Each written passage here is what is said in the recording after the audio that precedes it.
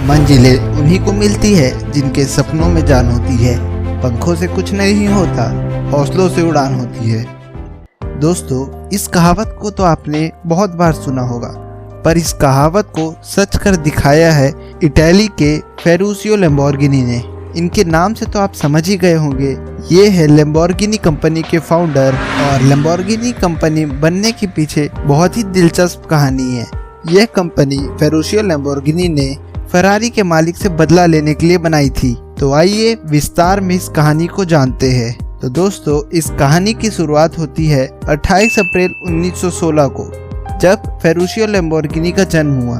फेरुशियो Lamborghini का जन्म Italy के सेंट्रो शहर में हुआ। उनके पिता एक किसान थे और वो खेती बाड़ी करके ही अपने परिवार का पालन पोषण करते थे। फेरुशियो का बचपन से ही एक सपना था कि एक दिन उनके पास बहुत सारी गाड़ियां हों, पर परिवार की आर्थिक तंगी की वजह से उनका ये सपना अधूरा रह गया। फेरुशियो को बचपन से ही इंजन्स का काफी शौक था और उन्होंने अपने आगे की पढ़ाई इसी फील्ड में की। अपनी पढ़ाई पूरी करने के बाद फेरुशियो इटली एयरफोर्स में शामिल हो गए और वर्ल्ड वॉर 1 में ऐसा मैकेनिकल सुपरवाइजर काम करने लगे। युद्ध के खत्म होने पर वह अपने घर वापस आ गए।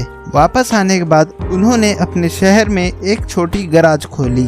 उनकी मेहनत और लगन की वजह से उनका गैरेज काफी अच्छा चलने लगा और लोगों को वो बहुत पसंद भी आने लगा। 1948 में फेरुशियो ने एक ट्रैक्टर मैन्युफैक्चरिंग कंपनी खोली, जिसका नाम उन्होंने लैम्बोर्गिनी ट्रैक्टर दिया। उनकी इस कंपनी ने बहुत कम समय में बहुत ज्यादा तरक्की कर ली थी, क्योंकि युद्ध के बाद देश की अर्थव्यवस्था सुधारने के लिए लोग कृषि क्षेत्र पर ही निर्भर थे। लोगों को फेरुशियो की बनाए हुए ट्रैक्टर्स काफी ज्यादा अच्छे लगने लगे और ट्रैक्टर्स के मामले में लोगों की वो पहली पसंद बन गए। 1959 में फेरुशियो ने एक ऑयल रिफाइनरी कंपनी खोली और वो कंपनी भी काफी ज्यादा तरक्की करने लगी। अब फेरुशियो लैम्बोर्गिनी के पास काफी पैसा आ चुका था।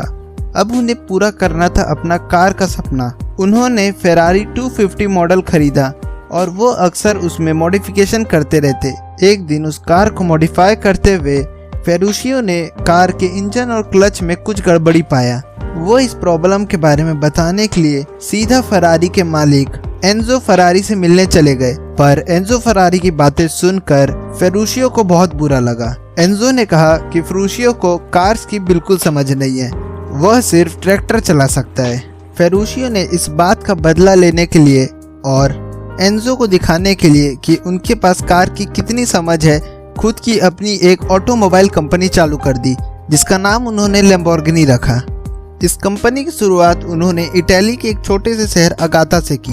1954 में लैम्बोर्गिनी ने अपनी पहली कार लैम्बोर्गिनी 350 GT लॉन्च कर दी, पर इससे उन्हें कुछ खास सफलता नहीं मिली। लैम्बोर्गिनी को सफलता 1966 में मिली, जब लैम्बोर्गिनी ने अपनी दूसरी कार लैम्बोर्गिनी न्यूरा लॉन्च की। इसकी हाई परफॉर्मेंस को देखते हुए लोगों ने इस कार को काफ़ी ज़्यादा पसंद किया और ये काफ़ी ज़्यादा बिकी। इसके बाद से लैम्बोर्गिनी ने कभी पीछे मुड़कर नहीं देखा और पिछले 10 सालों में लैम्बोर्गिनी सबसे ज़्यादा बिकने वाली स्पोर्ट्स कारों में शामिल है।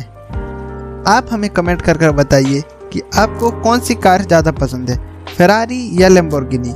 अगर वीडियो पसंद आया तो वीडियो को लाइक, शेयर और कमेंट कीजिए और ऐसी ही और वीडियोस देखने के लिए चैनल को सब्सक्राइब कीजिए। मैं युकाय आपसे मिलता हूँ अगली वीडियो में।